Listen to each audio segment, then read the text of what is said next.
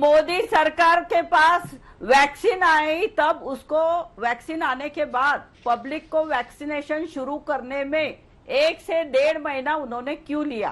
क्योंकि उनके सौदेबाजी चल रही थी प्राइवेट डॉक्टर से कि आपको ये वैक्सीन कितने में बेचना चाहिए, इसलिए इनसे ये सवाल मैं बताती हूँ। मृत्यु दर का सवाल पूछिए। आप चुप बैठिए। नहीं, सबसे ज्यादा मृत्यु दर क्यों है महाराष्ट्र में? आपकी सरकार की विफलता नहीं है क्या? नहीं चुप रहेंगे? नहीं, अरे हमारे नागरिक मर रहे हैं क्योंकि आपकी निठल्ली निकम्मी सरकार वसूली कर रही है।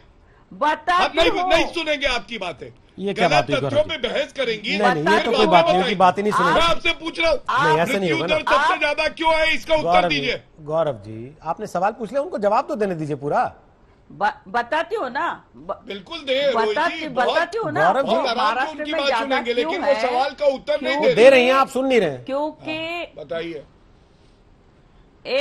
मैंने भी आपको एक सवाल पूछा कि वैक्सीन शुरुआत करने में इतना टाइम क्यों केंद्र सरकार ने लिया? गलत कह रही है ना आप, और कैसे ज्यादा बताएं? केसेस क्यों है? अरे आप गलत है, गलत है, बोल दिया, जाइए। महाराष्ट्र में लॉकडाउन होने के बाद लोग ऐसा कोरोना का एकदम संख्या कम होने के बाद लोगों को ऐसा लगा कि अभी कोरोना चला गया है, इसके बाद लोग बिंदास घूमने लगे, मास्क नहीं पहनते थे, तो ये शुरू से नंबर 1 क्यों है महाराष्ट्र? थे।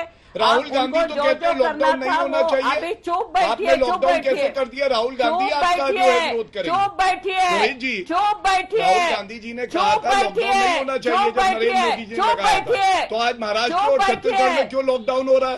पूछिएगा ना, ये विरोध क्यों? नरेंद्र मोदी जी ने टीका पहले नहीं लगाया तो विरोध है, पहले लगवाया उसके बाद तो कहते हैं कि देखिए अंगोछा जो है वो असमिया है। मुझे मेरी बात हर चीज का विरोध करेंगे। बात करने दीजिए पूरी। राहुल गांधी का नाम करके अरे आप आंकड़ा दे दीजिए, मैं आपसे पूछ रहा हूँ। बताना चाहती हूँ कि महाराष्ट्र बदनाम में तो आप हो ही गए हैं, वसूली करने में आप लोग व्यस्त थे। जब आम जनता कह रही थी हमें बचाओ, आपने कहा हम सरकार बचाए या आप लोगों को बचाए?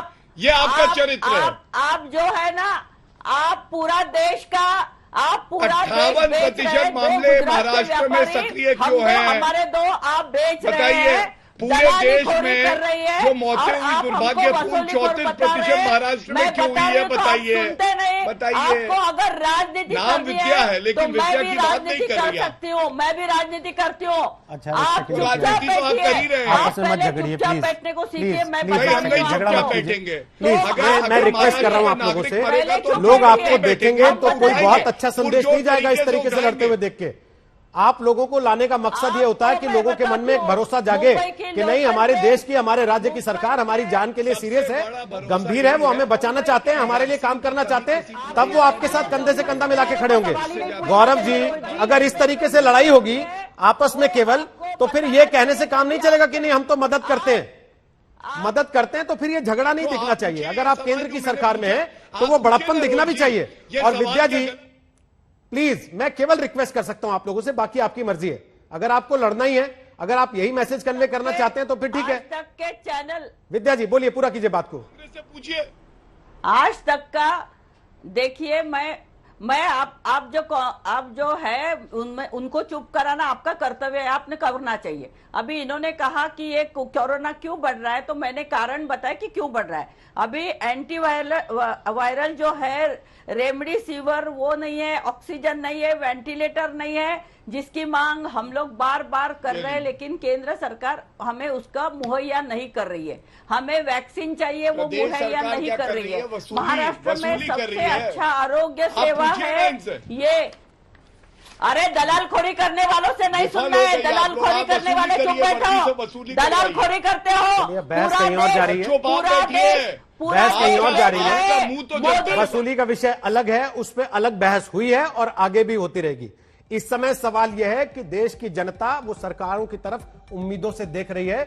परिस्थिति देखकर उनको डर लग रहा है कि कहीं वापस लॉकडाउन तो नहीं हो जाएगा, घरों में बंद तो नहीं होना पड़ जाएगा, काम धंधे पर फिर से ताला तो नहीं पड़ जाएगा। सरकारें और राजनीतिक पार्टियां अगर आपस में लड़ती रहेंगी तो लोगों के भरोसे को, उनके विश्वास को चोट पहुंचेगी। देखने की बात होगी प्रधानमंत्री की बैठक में जब सारे मुख्यमंत्री जुटते हैं तो क्या इन मसलों को हल किया जा सकेगा या नहीं।